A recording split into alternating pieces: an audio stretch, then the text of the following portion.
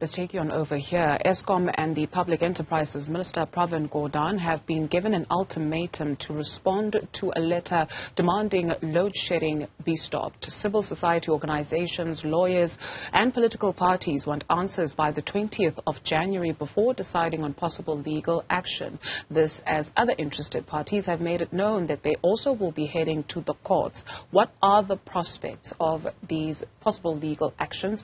We speak to Benedict Phiri, a legal expert on that. Benedict, thank you very much for availing yourself this afternoon. Perhaps let's start with your understanding of the possible legal action.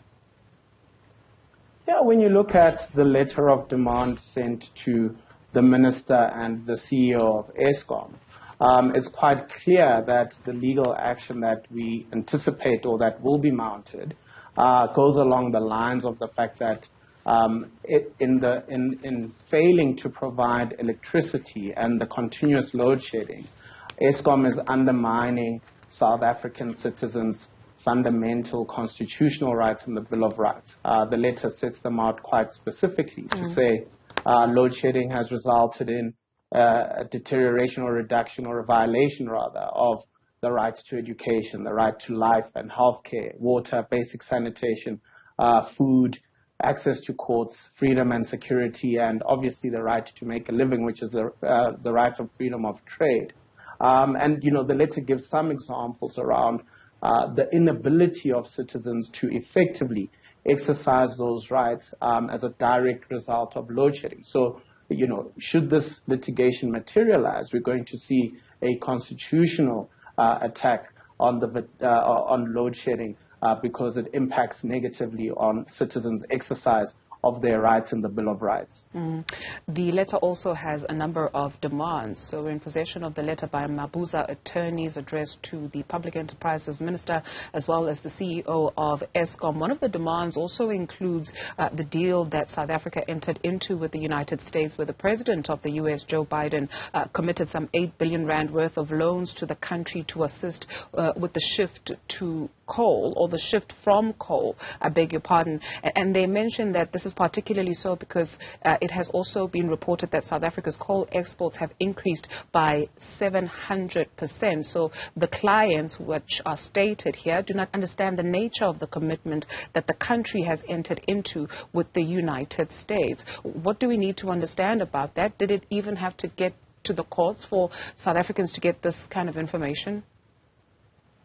Well, I don't think they'll be able to exercise that right immediately through this particular court action, because we do have the Promotion of Access to Information Act, which provides a remedy for the obtaining of information from parties, private parties and public parties. And certainly I think if that was what they required in the first instance from the court, I think the court would ask, how come you haven't tried to request that information through the legislative scheme to allow for that.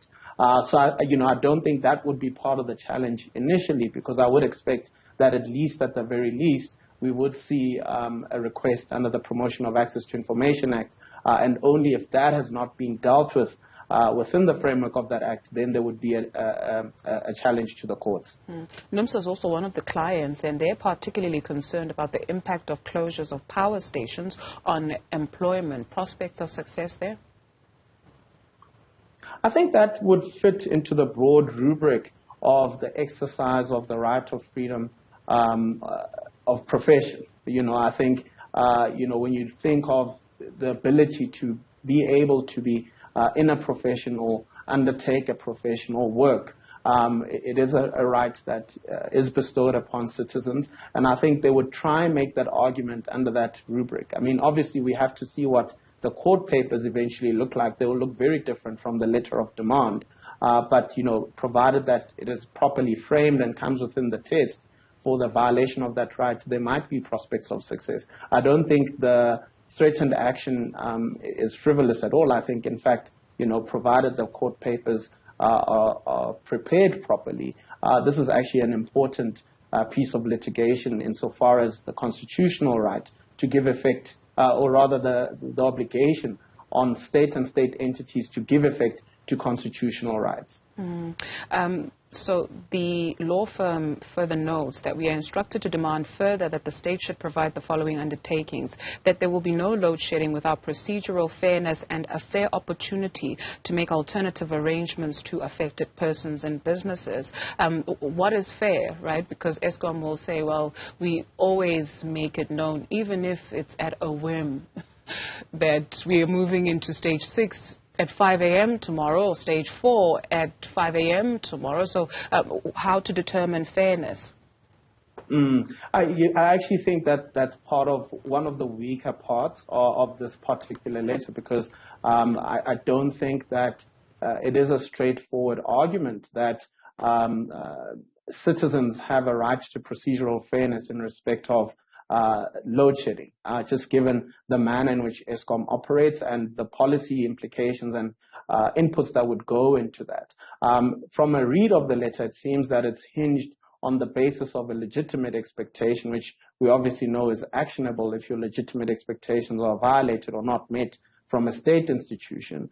But I don't think that it would work to belabor a state organization such as Eskom and others with the requirement to give citizens a fair right to actually deal with load shedding before it's actually done. So I think that would be the weaker aspects if the court case proceeded on that basis as a point of attack.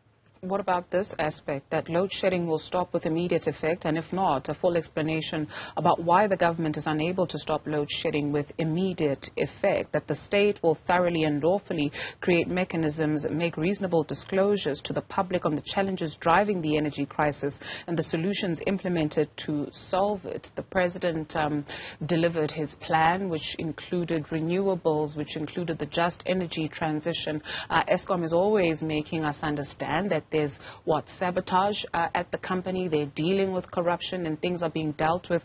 So is there an argument to be made about these points? I certainly think it was wishful thinking to think that there'd be an immediate end to load shedding. So I think that demand was not necessarily well placed. However, if you think about the fact that constitutional rights are at stake, and that for a limitation of fundamental rights in the Bill of Rights, there needs to be a real proper justification for that. I think the request that a plan be put in place and it be shared with South Africans around how load shedding will be dealt with in future, and that be interrogated, goes to the question of whether our constitutional rights can be properly or justifiably limited in this particular manner. So I think that is a well-placed request, and you can see where it goes to, because essentially what the litigants are requesting is to test whether it is justifiable to limit constitutional rights which they allege are violated in this particular manner. Benedict Phiri is a legal expert. Thank you very much for helping us make sense of all of that.